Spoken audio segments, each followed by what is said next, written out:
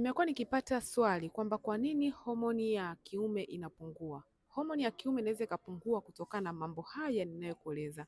Jambo la kwanza ni lishe mbovu. Unakula vyakula vya viwandani, vyakula vyenye mafuta mabaya, vyakula vyenye sukari nyingi, lazima homoni yako itapungua. Homoni ya kiume inapungua kutokana na kutokupata usingizi. Kutokupata usingizi kunasababisha kuathiri usawa wa homoni mwilini. Inapungua pia kutokufanya mazoezi, kwa sababu mwili usipofanya kazi unasababisha homoni ya testosterone kushuka kwa kasi mno, kutokana na unywaji wa pombe, kwa sababu pombe inaenda kuathiri testosterone mwilini, na homoni ya kiume inapungua kutokana na msongo wa mawazo, wasiwasi kupita kiasi.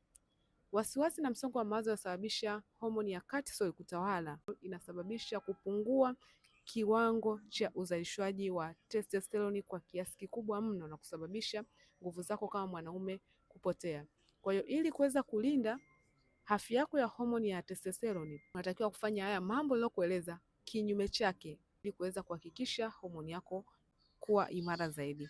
Afya yako ni uwekezaji wako, lakini kwa wewe ambaye utaona kuwa kufanya mambo haya imekuwa ni ngumu sana, au umekuwa ukiyafanya mara kwa mara na bado homoni yako ya kiume ipo chini sana, wasiliana nami uweze kupata tiba sahihi ambayo itaenda kusaidia kuimarisha ubora wa homoni yako ya kiume. Tambua tu kuwa homoni ya testosterone ndio wanaume wenyewe. Unapoipoteza unakuwa pia umepoteza nguvu yako ya kiume na ujasiri kama mwanaume.